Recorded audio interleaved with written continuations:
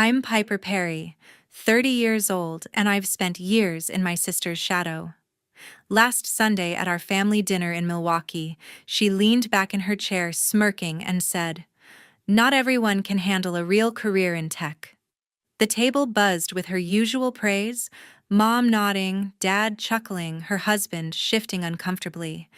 I gripped my fork, biting back a response. Then Grandpa, sharp as ever at 78, turned to me, his eyes glinting. "So, Piper, you bought her company out of pity." The room froze. My sister's smirk vanished. Mom's wine glass clinked hard against the table. Nobody breathed. I locked eyes with Grandpa, my heart pounding, knowing the truth was about to unravel everything. If you've ever faced family drama that hits like a gut punch, smash that subscribe button and drop your story in the comments. Let's talk about it. Growing up in Milwaukee, I was always the quiet one, the kid who'd rather organize my thoughts than steal the spotlight. My sister Genesis was the opposite. By 13, she was coding financial apps on our clunky family computer, piecing together algorithms that predicted stock trends. Mom and Dad called her a prodigy, their eyes lighting up whenever she explained her latest project. Neighbors whispered about her being the next big thing in tech. I'd sit at the kitchen table sketching ideas for user-friendly apps, but Genesis would glance at my notes and scoff. "That's not realistic, Piper. Stick to something simpler." I wasn't jealous, not exactly. I loved breaking down data, finding patterns in numbers, and figuring out what made people tick. At 10, I'd spend hours analyzing our family's grocery budget, suggesting ways to save a few bucks. Mom would pat my head, say, "That's cute, Piper," and go right back to praising Genesis for her genius. Dad once handed me a calculator and said, "Keep practicing, kid. Maybe you'll catch up." It stung, but I swallowed it, telling myself I'd prove them wrong someday. School didn't help. Genesis skipped a grade, breezing through math and computer science like it was nothing. Teachers fawned over her, pinning her projects on the bulletin board. I was good too. Top of my class in business studies, always the one kids came to for help with presentations. But when I pitched an idea for a budgeting app in 8th grade, Genesis laughed it off at dinner. "Piper, nobody needs an app to tell them how to spend their money," she said, her voice dripping with that older sister's superiority. Mom nodded along, not even looking at me. Dad just shrugged, like my idea was a passing whim. Grandpa was different. He'd sit on the porch sipping his coffee, listening to me ramble about customer behavior and data trends. At 70, he'd retired from running a small accounting firm, but his mind was razor sharp. "You've got a knack for seeing what people need. Piper," he'd say, his voice steady, "don't let anyone tell you it's not enough." Those moments kept me going, but they were rare. Most of the time, I was invisible, trailing behind Genesis's glow. By high school, Genesis was entering coding competitions, racking up awards. She'd come home with trophies, and Mom would clear space on the mantel before she even walked through the door. I focused on what I was good at: analyzing markets, crafting pitches. I won a state debate contest at 16, but when I showed Mom the certificate, she said, "That's nice, Piper. Did you see Genesis's new app got featured in a tech blog?" I forced a smile, my chest tightening. Dad didn't even look up from his newspaper. It wasn't just family. Friends, teachers, even Uncle David, they all saw Genesis as the star. At family gatherings, people asked her about her latest coding project while I got questions like, "So, Piper, you still helping out with school stuff?" I'd nod, hiding how much it hurt. I wasn't just helping out. I was building skills, learning how to connect data to people's needs. But nobody saw it. Not Mom, not Dad, not even my sister's husband, who barely spoke to me back then. The worst part was how Genesis leaned into it. She'd correct my ideas in front of everyone, saying things like, "Piper Tech isn't about feelings, it's about results." I'd bite my tongue, not wanting to start a fight. But every time she dismissed me, it chipped away at my confidence. I started doubting myself, wondering if I really was just the support player in her story.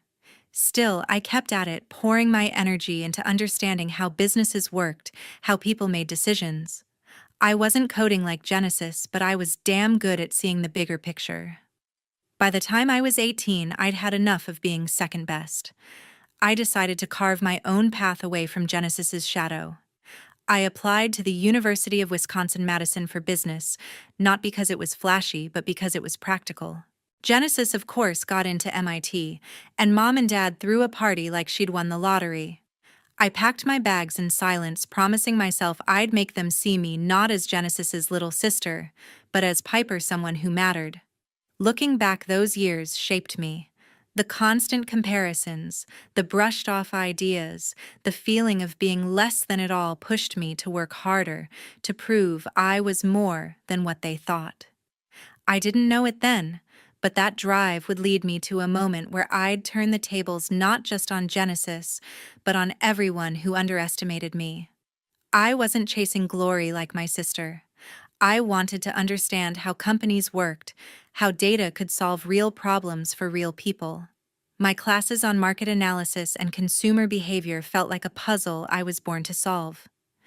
I graduated top of my class in 2015, landing a job at Horizon Tech, a fintech company in Chicago. Starting as a product manager, I worked on apps that helped people manage their money, simple, practical tools, the kind I'd sketched as a kid. By 25, I was leading a team streamlining user interfaces to make our apps intuitive. My boss called my work game-changing, but at family dinners back in Milwaukee, nobody cared. My sister, meanwhile, went to MIT. Of course she did. She studied computer science, dazzling her professors with AI models that predicted market trends. By 2018, she launched NovaCore, her own startup focused on AI-driven financial forecasting. Tech blogs raved about her visionary algorithms. At Sunday dinners, she'd dominate the conversation, tossing around terms like machine learning and disruptive innovation. Mom would beam, saying she's changing the world. Dad would nod, asking her to explain her latest pitch to investors. I'd sit there picking at my plate, waiting for someone to ask about my work. They never did. Instead, Mom would turn to me and say, "Piper, you still doing office stuff at that company?" Office stuff. Like I was filing papers or answering phones. I'd correct her, explaining how I'd redesigned our app's onboarding process, boosting user retention by 20%. She'd smile vaguely, then ask Genesis about her next big project. Dad once said, "Piper, you're doing great, but tech's about innovation, like what your sister's doing." I swallowed the sting, forcing a nod. Genesis would smirk, not even trying to hide it, and say, "It's okay, Piper. Not everyone's cut out for the big leagues." Those dinners were a ritual. Every few months, we'd gather at Mom and Dad's house in Milwaukee. Grandpa would be there, sipping his coffee, watching everything with those sharp eyes of his. Uncle David would show up, cracking jokes, but even he'd steer the conversation to Genesis's latest award or funding round. My sister's husband, quiet as ever, would just nod along, avoiding my gaze. I'd try to chime in, mentioning a new feature I'd launched or a client meeting I'd nailed. But Mom would cut me off, saying, "That's nice, Piper," before asking Genesis about her investors. It was like my work didn't exist. By 2020, I was climbing the ranks at Horizon Tech. I became a senior product manager, overseeing a team of 10. We launched an app update that cut customer complaints by half, earning me a promotion to Director of Product Strategy by 2024. I was 29, managing multi-million-dollar projects, negotiating with clients, and shaping the company's roadmap. I loved the challenge, the way every decision I made could shift how thousands of people managed their finances. But back home, I was still Piper, the office worker. At one dinner, I mentioned a deal I'd closed with a major bank. Genesis cut in, laughing. "That's cute, Piper. I just signed a contract with a venture capital firm for $10 million. Mom clapped her hands, gushing about NovaCore's bright future. Dad raised his glass to Genesis. I stared at my plate, my face burning. Grandpa, though, noticed. He'd catch my eye across the table, giving me a small nod like he saw what nobody else did. One night after dinner, he pulled me aside on the porch. "Piper," he said, his voice low, "you're building something real. Don't let their noise drown you out." I clung to those words, but they couldn't erase the frustration. Every time I tried to share my wins, Genesis would top me with some flashy story about her startup. Her husband would stay silent, picking at his food, like he knew something but wouldn't say it. Uncle David would change the subject, asking Genesis about her latest tech conference. By 2025, I was 30, a director at Horizon Tech, leading a team that turned data into solutions that mattered. I'd stopped expecting mom or dad to notice. Genesis's star kept rising, at least that's what she wanted everyone to think. Her social media was full of posts about Novacore's groundbreaking tech, her speeches at industry events, her face on magazine covers. But I started hearing whispers in the industry. Novacore was burning through cash, losing clients faster than it gained them. Genesis never mentioned that at dinner. She kept up the act, boasting about her empire while I sat there knowing something she didn't. My role at Horizon Tech gave me access to reports that would soon change everything. In January 2025, I was in my Chicago office at Horizon Tech, staring at a report that hit like a punch to the gut. As Director of Product Strategy, I had access to industry analyses, and there it was. Novacore, my sister's company, flagged as a failing startup. Genesis had built Novacore into a darling of the fintech world with AI that promised to revolutionize financial forecasting. But the numbers told a different story. They were burning through cash, spending 5 times their revenue on oversized teams and splashy ad campaigns. Clients were bailing, fed up with glitchy software and steep costs. The report marked Novacore as a prime acquisition target, teetering on the edge of bankruptcy. I sat there, my heart racing, realizing Genesis's empire was about to collapse. Part of me wanted to feel smug. For years, Genesis had belittled my work, tossing out lines like "not everyone's cut out for the big leagues." But seeing her company's name on that list didn't bring joy, it brought a knot of anxiety. If Novacore went under, mom and dad would be crushed. They'd staked their pride on her success. Even Grandpa, who always saw through her swagger, would hate the fallout for our family. I thought about texting Genesis, giving her a heads up, but I could already hear her dismissing me, maybe even accusing me of sticking my nose where it didn't belong. She'd never taken my advice before. At Horizon Tech, my team was assigned to evaluate acquisition targets, and Novacore was at the top of the list. Its AI tech was valuable, but its operations were a disaster. We could acquire it, cut the fat, and integrate its algorithms into our platform, saving it from ruin while boosting our own growth. The problem: I'd be leading the evaluation. That meant dissecting my sister's financials, her mistakes, her overconfidence. It felt like a betrayal, like I was turning her failures into my opportunity. I wrestled with the conflict of interest for days, staring at my computer screen, weighing the consequences. If I stepped away, another team would take over, and they might gut Novacore without a second thought, leaving Genesis with nothing. I needed perspective, so I called Grandpa one night. "Piper?" He said, his voice calm but firm. "You've got a gift for fixing what's broken. Do what's right, even if it's hard." He didn't know the specifics, but his words cut through my doubt. I couldn't let emotions derail me. If Novacore failed, it wouldn't just hurt Genesis, it would hurt everyone who believed in her, including mom and dad. So I decided to join the evaluation team, but I kept it under wraps. No need to alert Genesis or the family until the deal was locked in. I told myself I was doing this to save her company, even if she'd never thank me. The evaluation was grueling. My team and I spent weeks tearing through Novacore's records. The deeper we went, the uglier it got. Genesis had splurged on a fancy downtown office, hired too many coders, and ignored user complaints. Her AI was brilliant, predicting market shifts with pinpoint accuracy, but the platform was a nightmare to use. A major client, a Midwest credit union, had ditched Novacore after a software crash wiped out their data. My team saw it as a deal-breaker, but I saw a fixable flaw. With my expertise in user experience, we could revamp the interface and make the AI accessible. I drafted a $15 million acquisition proposal outlining how Horizon Tech could absorb Novacore, keep its team, and turn it into a success. I didn't breathe a word to anyone at home. Not Mom, not Dad, not Grandpa. They'd think I was trying to overshadow Genesis stealing her thunder. My sister's husband might have caught wind of something. He worked in finance and had his ear to the ground, but he stayed quiet. Uncle David was too busy planning his next fishing trip to notice. I worked late nights polishing the proposal, second-guessing myself every step of the way. Genesis's voice echoed in my head. "Piper, you're not cut out for this." But this wasn't about her anymore.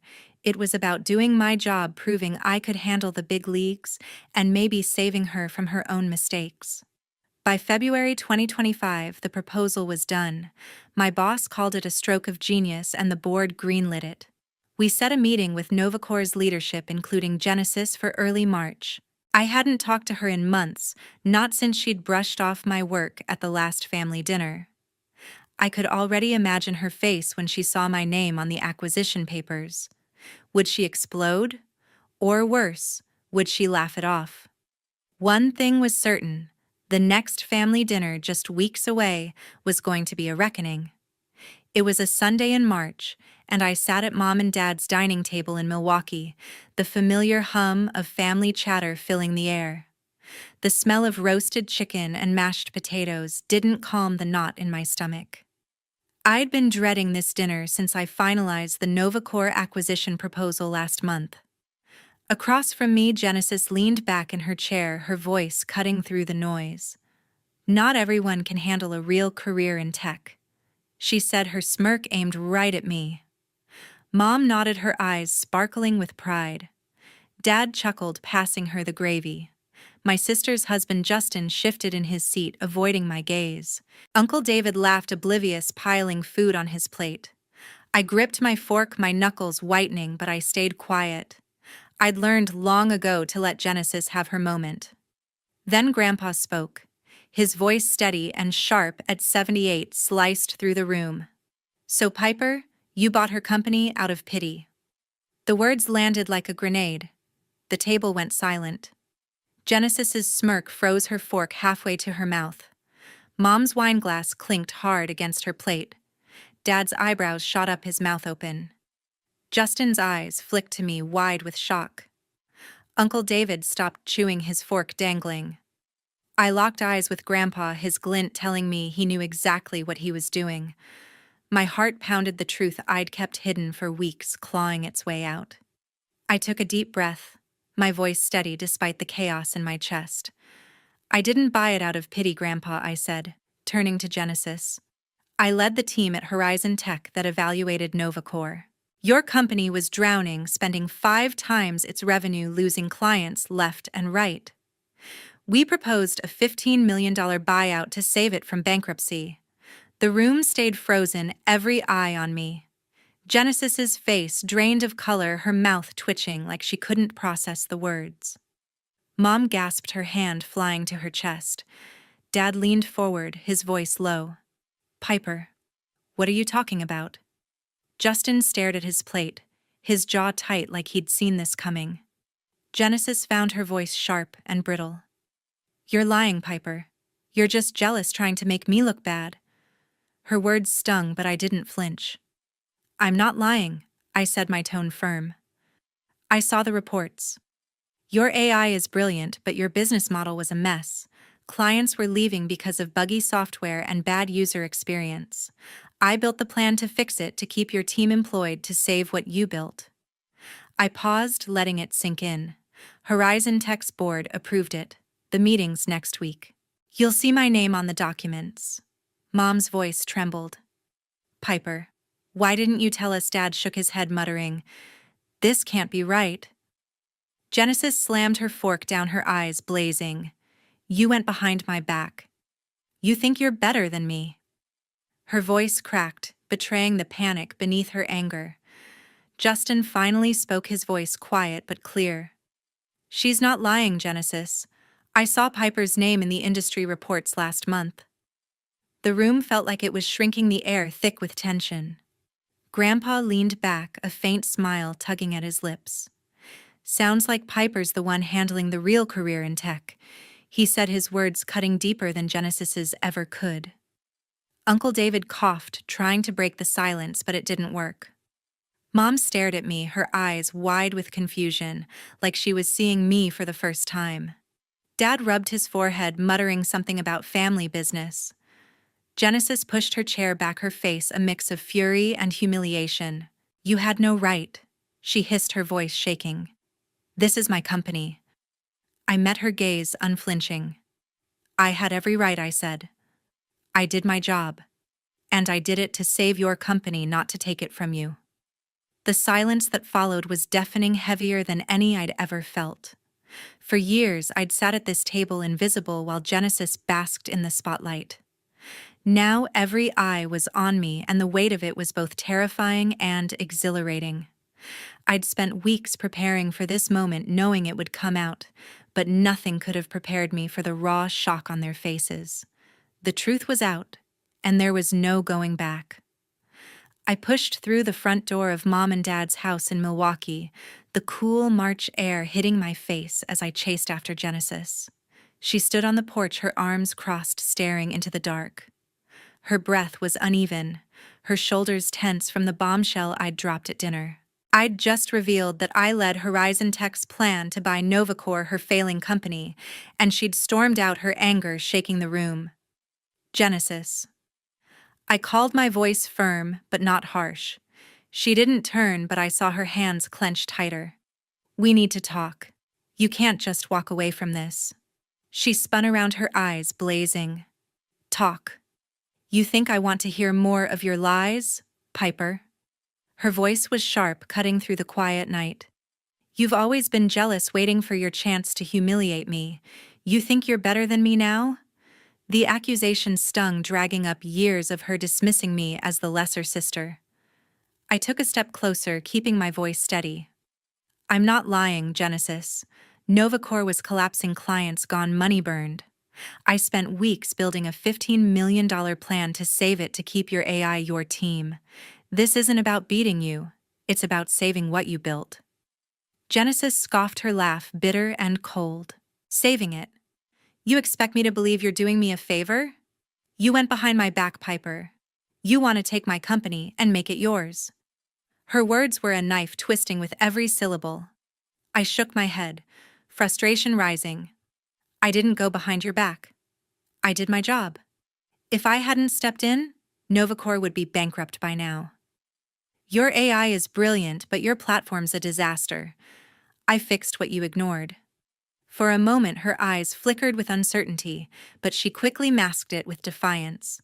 The door creaked open and Mom stepped onto the porch, her face pale.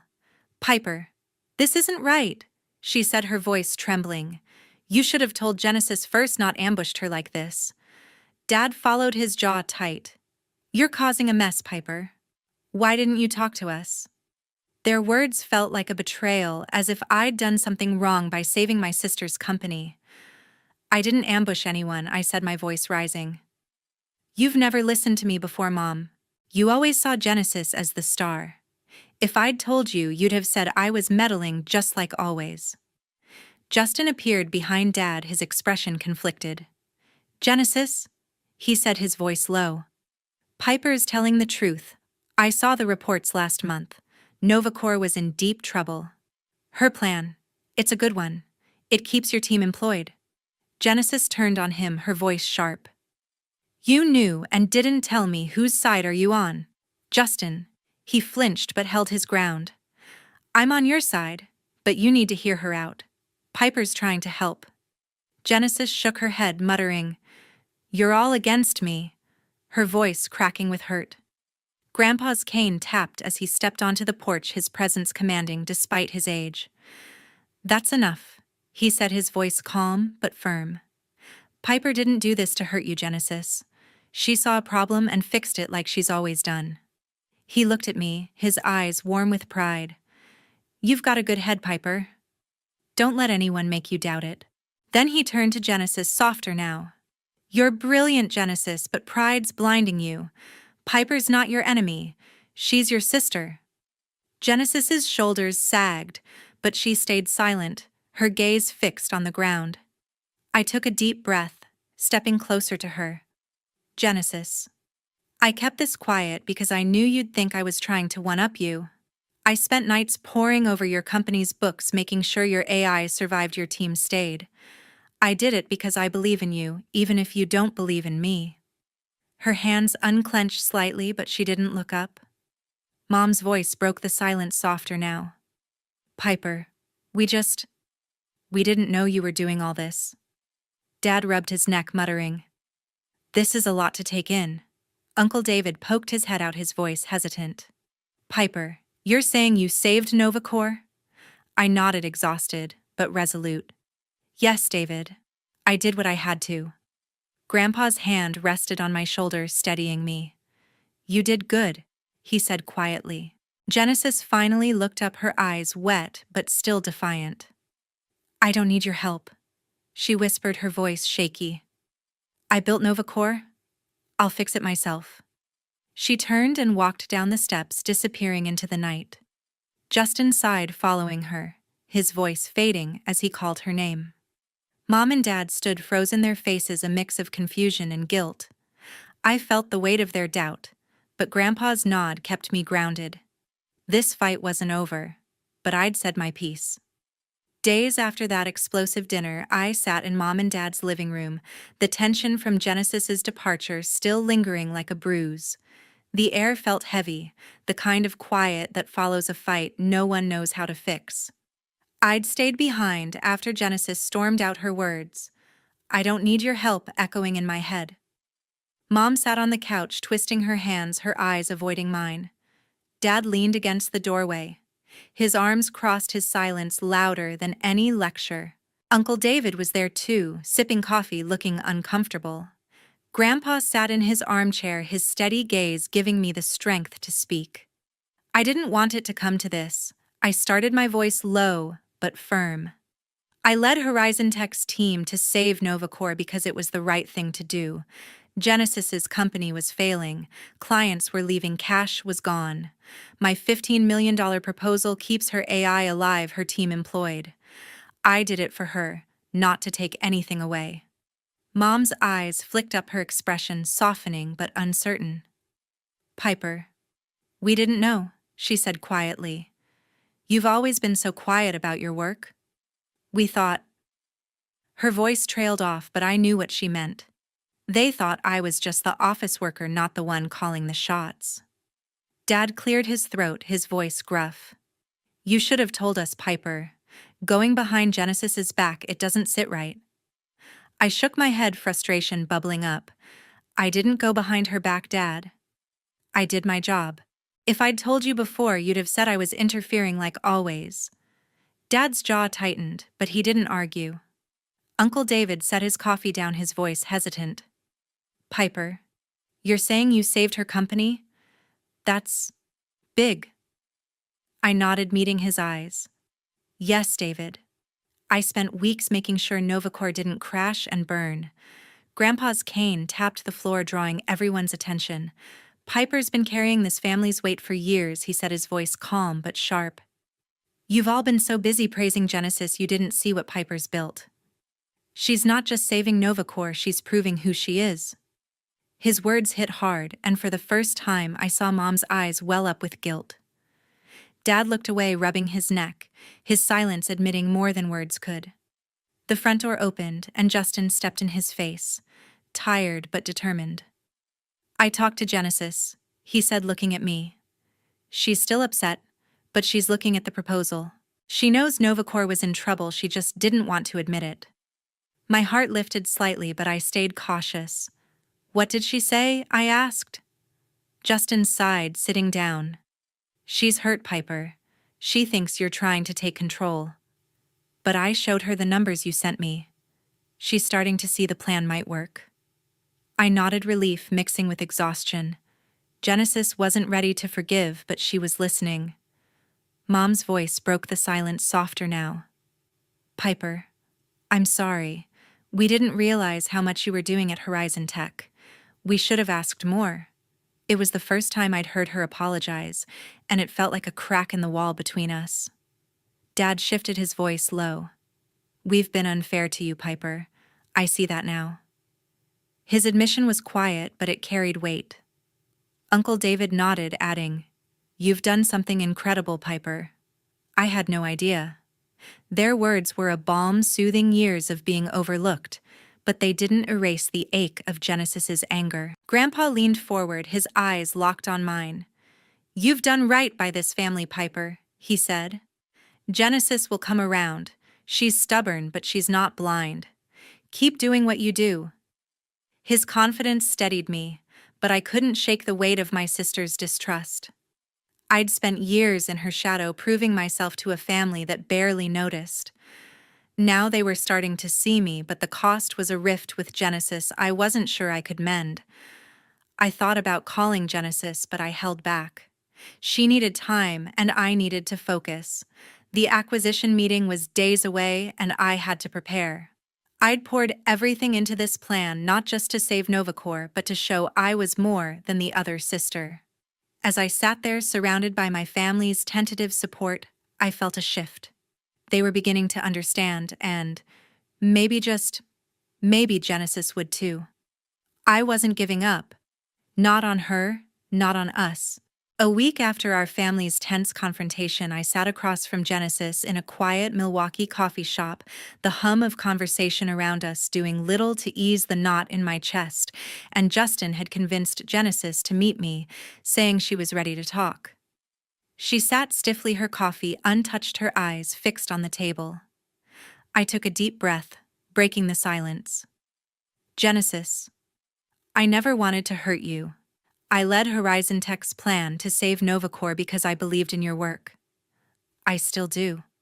Her jaw tightened, but she didn't interrupt, so I pressed on. "Your AI is groundbreaking, but the business was falling apart. My $15 million proposal keeps it alive. Your team, your vision." She finally looked up, her eyes softer but guarded. "I saw the proposal, Piper," she said, her voice low. "Justin showed me the numbers. You saved Novacor." Her admission was quiet, almost reluctant, but it carried weight. "I thought you were trying to take it from me." I was wrong. The words hit me hard, a crack in the wall between us. I knotted my throat tight. "I've spent years feeling like I was in your shadow, Genesis. Every family dinner, it was always about you. I just wanted to show I could do something that mattered." Genesis's expression softened, a flicker of guilt crossing her face. "I didn't know you felt that way," she said. "I was so caught up in Novacor, I didn't see how I was pushing you away." "I'm sorry, Piper." Her apology was raw, tinged with the pride she couldn't fully let go. I swallowed hard, the years of being overlooked bubbling up. "I'm sorry too," I said. "I should have talked to you sooner, but I was scared you'd think I was trying to outshine you." We sat in silence for a moment, the weight of our words settling between us. She reached across the table, her hand hesitating before touching mine. "You didn't just save my company," she said. "You showed me I need to listen more. I want us to work together on this, Piper. Your plan, it's good. Really good." Her offer caught me off guard, a spark of hope I hadn't expected. I smiled, nodding. "I'd like that. Let's make Novacor what it was meant to be." For the first time in years, I saw my sister not the rival, but the partner she could be. A few days later, Mom and Dad hosted a small family dinner at their house, a quiet attempt to mend what had broken. The dining room felt warmer than it had in weeks, the table set with Mom's lasagna and Dad's favorite wine. Grandpa sat at the head, his eyes twinkling with pride. Justin was there, his arm around Genesis, who looked more at ease than I'd seen her in months. Uncle David passed the bread, joking about needing a tech translator to keep up with us. The air was lighter, but I could still feel the echoes of our fight. Mom raised her glass, her voice steady but emotional. "Piper, Genesis, we've been wrong to compare you two. You're both incredible, and we're so proud." Dad nodded, his eyes meeting mine.